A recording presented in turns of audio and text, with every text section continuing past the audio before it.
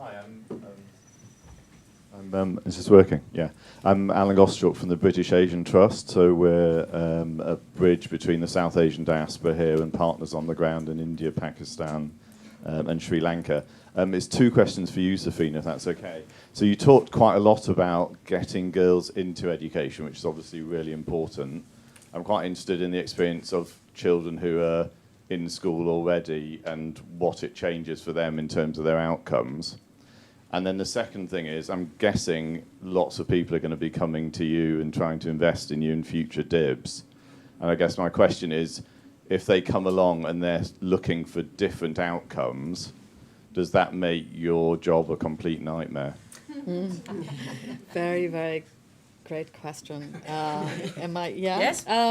First of all, like I said, the enrollment. Although I did hop on more examples around enrollment, but 80% of the weightage is on learning, and the learning is gender neutral. So it's boys and girls in third, fourth, and fifth, because both boys and girls, their learning outcomes are leave a lot to be desired. Let's say. So that's on the learning. So it's not just enrollment is 20% and learning for both boys and girls is 80%.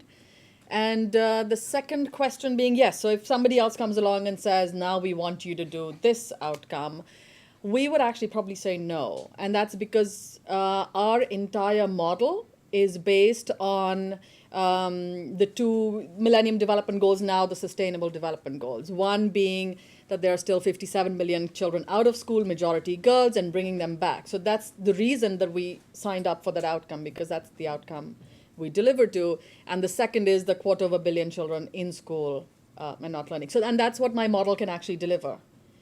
So to create bespoke outcomes, we wouldn't do it. If it was a common measurement framework outcome like the SDGs that was appropriate to our work, then we would. A question from our online audience to Phyllis. Could you explain a little further who carries exactly what risk and how this is contractually fixed between all parties involved? Sure. I'm not going to go into the details of the contracting because you'll all be snoring and it'll take hours. But I will talk about the risk. So the way it works is that there is an investor who is assuming the majority of the financial risk. Okay, because we're putting money into the implementing organization who is delivering results, hopefully. Now, what risk does the implementer have? The implementer has some serious potential reputational risk, because as I said in my presentation, there is no place to hide. It's extremely transparent, and if they don't deliver, people will know about it. And that is motivational for implementers, but also frightening. The outcome payer bears no risk, which is why they have to pay more, because they're paying only if results are achieved. And so they pay a premium not to bear that risk of anywhere between 7 to 15%. And we could debate whether that is the right amount. But frankly, I don't think there's anybody who knows how to actually value the risk that's being taken. And that's one of the things that we still need to learn. Is 15% too little even? Because anything can happen in these contexts. We know that these are really challenging places to work. So that's who bears the risk. In terms of contracting, there's a number of ways that we can do this. So you can either structure this with a special purpose vehicle. You could structure it as debt. You could open up a Cayman fund. You could structure it as equity. We kept this one very, very simple. And it's basically a grant that we're giving, and we're being given a grant then by Children's Investment Fund Foundation, who's the outcome payer. How you structure this is also important for risk, because you want to mitigate third-party payment risk. Okay, two kinds of risk here primarily. There's third-party payment risk and there's performance risk. Third-party payment risk is that, what if Children's Investment Fund Foundation decides that they don't want to do this anymore and they're not going to pay us? That's a real risk.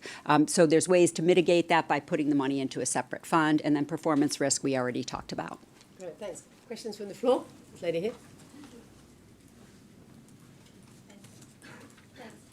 Hi, I'm Katie from Oxfam, and we are just about to produce a concept note for a development impact bond, which is replicating one of our programs in Tajikistan.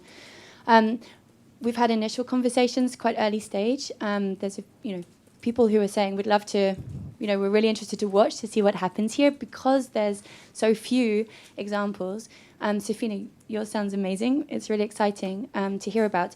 My question is to either Donald or maybe Phyllis or anyone really, but talking about the size of the investment that your DIB is taking on, there's been sort of contrasting expressions of whether investors feel that it's a greater risk to them because it's a DIB, but is actually for some people too small an investment, make it not that attractive, or because it's maybe slightly riskier and quite a new product, does it mean that a smaller size investment is actually more appealing to investors in this space? I don't know what your thoughts are on that. Donald? This sounds like a question for Phyllis, actually, in terms of the landscape of potential investors. Okay, so this DIB is small because it was a proof of concept. It's too small. I wouldn't do a DIB of this size. If you're looking at creating a really scalable structure, these things have to get much bigger. They're way too small. So we need to be looking at DIBs that are minimum of 10 million.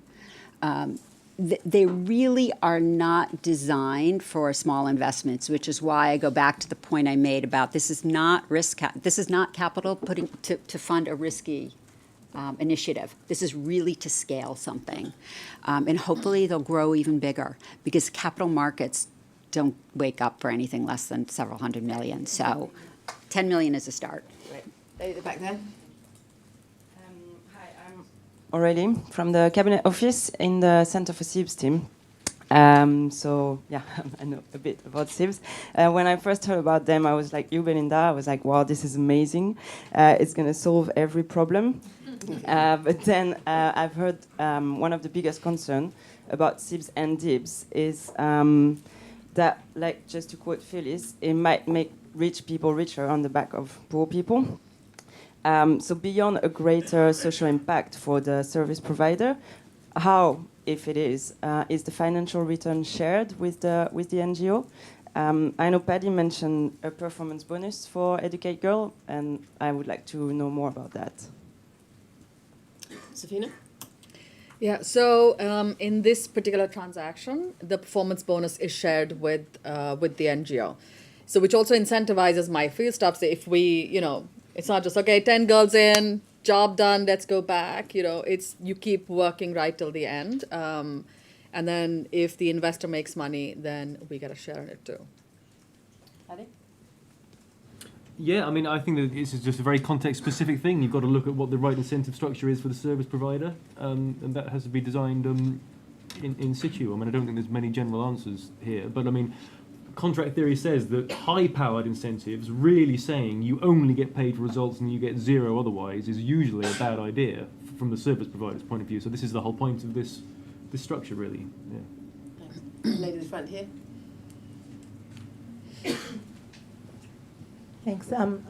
I'm Patricia Hamzai with Integrity Capital. About 2 weeks ago, I attended the Responsible Investment Europe conference where there was a room full of asset owners and asset managers.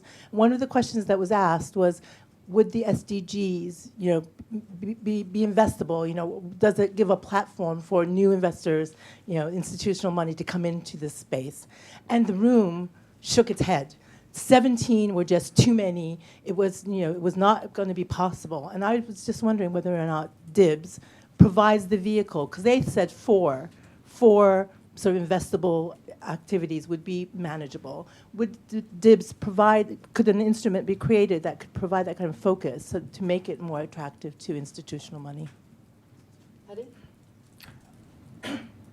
I mean, we've got this problem of scale, which is that everybody's starting really small, and you need to get up to 10 million, and then suddenly people are talking about trillions over here. So I guess if I was a load of putting myself in the shoes of private investors, I might be looking at really big infrastructure projects somewhere if I wanted to move a lot of money. Is your question more about where the private investors are able to, if there's 17 goals, how many of those can be turned into investable? Most of them are related, right? Yeah. I mean, I think when you look at Educate Girls, that educate girls, their outcomes, what you're trying to tackle have many strands to them, in terms of attainment and then future outcomes and employability and all of those things. So you can sort of group some of the SDGs in some way, and then with a DIB structure, kind of be able to do that for you, so that you reduce that 17 down to a more manageable number. So I guess it comes down to whether you've got suitable outcomes to measure. I mean, it's already been mentioned that it might be tricky to tackle a human rights SDG with some sort of measurable result. But I mean, definitely, this kind of structure does move into the more social and the more behavioural. It is growing the pot, if you like, of sectors that can be investable. Yeah. This gentleman here. Hi, I'm Sharath from Stir Education. We motivate teachers in public education systems, also work in India and Uganda. Just a question really about the way the DIB is structured. I completely agree with Safina about ultimately we want public money, especially in a country like India, to fund this as the outcome pair. And I think there's a real risk if we're not careful that governments take even less responsibility. So we work a lot with government structures, we work with officials. Is there a way to create an incentive for the government as well? So, for example, Rajasthan gets an extra bonus from the National Ministry in India if that works well. So the idea being the government is part of the success, not an external passive party. Any thoughts on that? Safina? Yeah, absolutely. So again, I should clarify, this particular model is where the government is having its hardest time delivering, where the execution gap is the widest. And it's in partnership with the government. So there is no parallel delivery system to kind of let the public education system die while you run your own schools or anything. It's really, the MOU is with the government to actually go into the worst areas and support the government to make, to reduce that gap in those places. So I completely agree. It has to be, and also the alignment of it. I mean, the government has signed on to the SDGs. So there's a direct alignment between what I want to do, where I need to do it for which child, and where the government's responsibility also is. So you're actually, as a player, accelerating the government's goal, towards that. Yeah. So totally, I don't think it works. And also, if I show success, that's a government success. If I do well, it means the government has actually done well in that area. So you have to, and it's absolutely critical for alignment to do that. Lady over there. Hi, Sheila Whitley, also with the Overseas Development Institute. I'm actually sort of building on the last question in that actually, if you're not very closely tied with the government, I imagine the government can also be a disruptor in these cases where the government puts in a policy or a program that provides the service that the other, that the DIBS provider at the service providers is taking on. And I think that happened in the UK. So how do you deal with that contractually? And a second question, just because I was building on the last one, is given the number of private actors involved in an intermediary role, how do you actually enable learning? Because I imagine a lot of this becomes commercially confidential. So what are the ways in which you can share contract structures and documentation given the types of actors involved in this space? Yeah. Oh. Do you want to start? Yeah, so I'll start. So I think one of the main pieces around this particular transaction, I'm really grateful we had the most amazing partners, was to put everything in the public domain. And so educategirlsdib.org is where you will find everything from even the design memo is public. So anybody else who wants to run with it, they can, and they can kind of use all the learnings that we've sort of. And also, I think UBS brought on board. Phyllis, do you want to talk about the role of Dalberg as? Yes, so we've also brought somebody on board to help make public all of the lessons that we've learned and lay out for the public domain how we develop this. And that was part of this DIB from the very beginning. Because this is a proof of concept, we want to be able to share all of these results. So as we progress, we'll share everything that we've got. Okay. Lady here. Hi, I'm Suzanne Beagle, and I run an organization called Women Effect, which is a network of philanthropists and investors focused on positive women and girls impact. And our investors and philanthropists are asking the question, how can I invest today to positively affect girls? And how can I use my philanthropy to tee up investable things later? And so you both alluded to it, Phyllis and Safina. What is the role of philanthropy leading to something becoming investable? And how do we explain that to philanthropists, what role that plays, how they can use their philanthropic capital? And then do you think when this is successful, that there will be things that will go beyond the grant structure, Phyllis, that you talked about, and really be something which is an investment vehicle that investors who want to have a positive girl impact can participate in? So the first part of that question was, what can philanthropists do now to create more of these investable structures? What they can do is help build this sector. So they can help organizations who have the potential to be dibbable, I would say, but don't have the data right now. So they can fund the evidence building of organizations so that they know whether or not they can really deliver this. They can help organizations put in the management information systems they need to drive and manage performance. That is a great role for philanthropy. And how do we create these vehicles so that they're truly investable vehicles? We need more of them, and we need bigger ones. So it only becomes financially realistic at about the 10 million range, because the cost of developing these have to be passed on, and you can't do that when it's a small dib. Gentleman at the front here. François de Borgrave from Coes Invest. We're actually now developing a 35 million humanitarian impact bond with the International Committee of the Red Cross in Geneva to build rehabilitation centers for people with disabilities in post-conflict countries. On the question of investors, I mean, we talked about size that needed to be large enough for investors to come in, but what other elements do you see as important for traditional investors to consider this as, let's say, a regular cashier investment proposition? Because if we want to drive large amounts into this space, I mean, we cannot count only on people with social motivation to invest. Is that for me? Okay. Okay, so size is one thing. You need the return to be commensurate with the risk. So, you know, figuring that out is a challenge. But again, somewhere between 7 to 15%, or maybe it's slightly more than 15%. You're working in some of the most complex situations, so it may be more than 15%. Third-party risk. Who's the outcome payer, and where is that money coming? If it's coming from a government, what happens if there's a change in leadership? So that has to be managed. And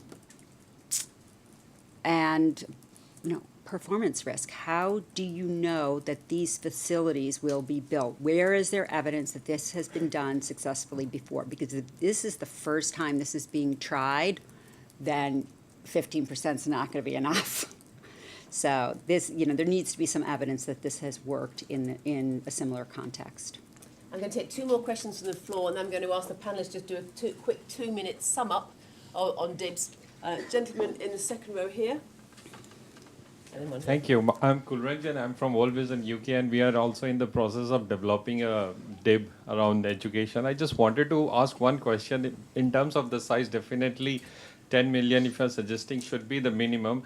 I mean, there is a lot of effort that we particularly feel that in terms of developing the DIB, in terms of the modeling work, which we have found that it's quite expensive. So how do you suggest in terms of, from your experience, how you try to build that cost in the existing DIB returns, or what do you do?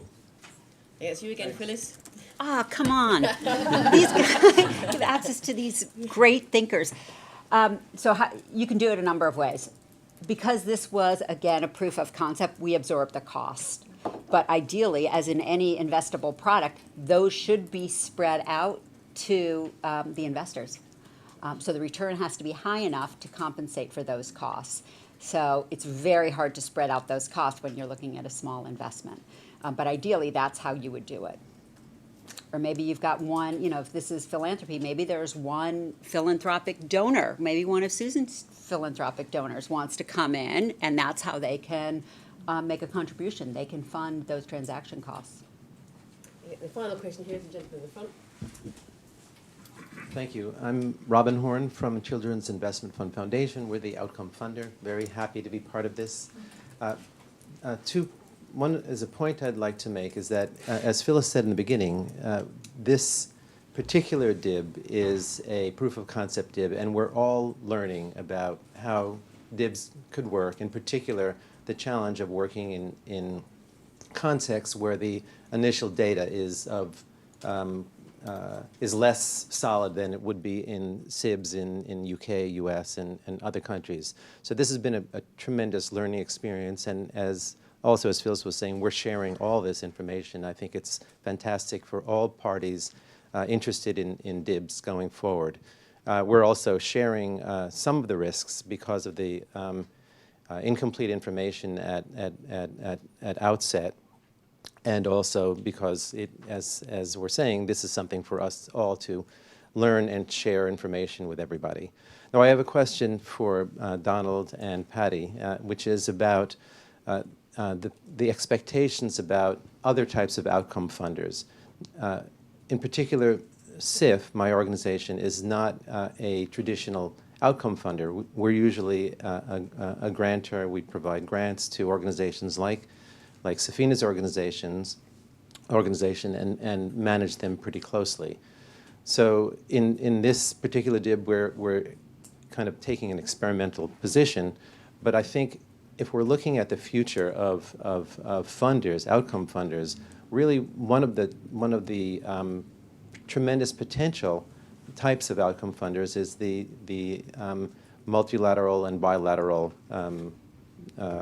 actors, whether it's the World Bank, which just raised another $70 billion and probably more for IDA, DFID, USAID, all of the huge amount of funding that right now goes into these contexts where there is limited information and huge challenges for getting the kinds of results that we care about and that the SDGs have recently been highlighting. So the question is, what do you think that there is a possibility of these types of multilateral, bilateral funders really stepping forward and being outcome funders, outcome payers in contexts that we're all here because we care about? Thank you. Thank you. Paddy.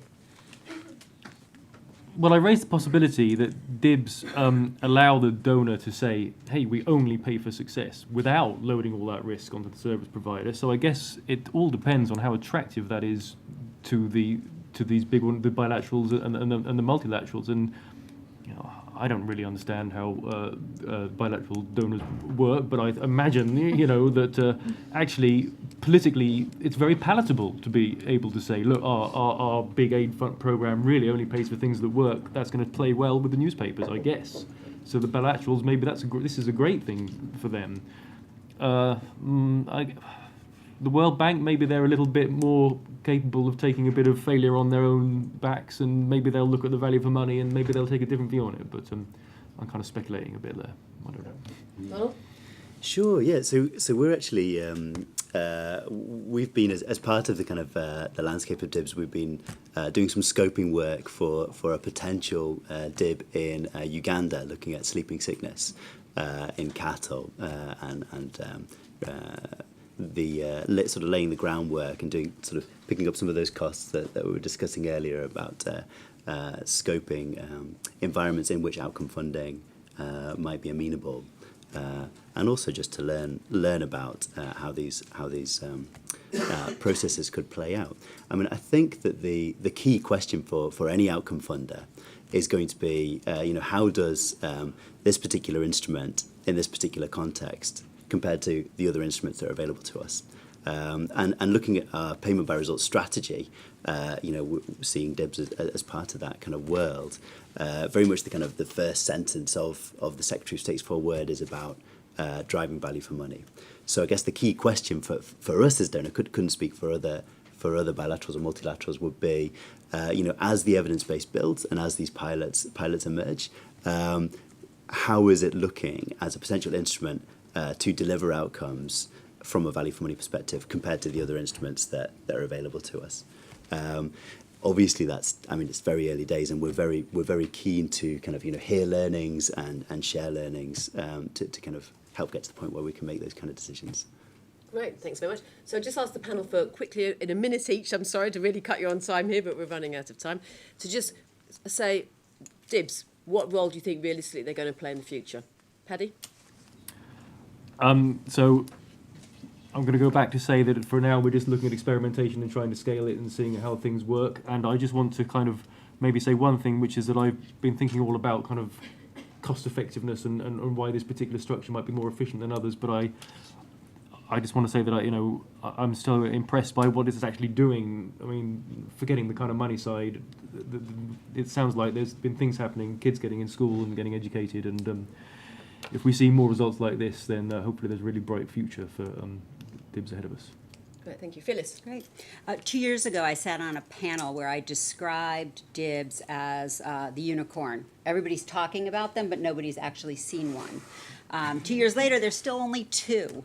So I don't think that Dibs need to look like your 4-year-old's football match, but I do hope that we can see more people moving into the space, more philanthropists developing this space, because I think it is essential that we develop new financing mechanisms to fill this gap, which is big, but is going to get even bigger. Thank you. Safina? I think Dibs, for me, play, to make sure that more and more children will actually get educated. And we know that it will happen. It's not that, Educate Girls is very good at fundraising, so we keep raising money and we have absolutely zero impact on the ground. This really, to hold us accountable for delivering what we promise to deliver, I feel that that's really important and is a big part of the reason that we do this. And also, I think on the funding side, instead of just doing really expensive pilots and not knowing where that leads it, really using that money much more efficiently. Again, for those children, they're waiting. Each year that we kind of, don't deliver is a year of their future that just dims a little bit.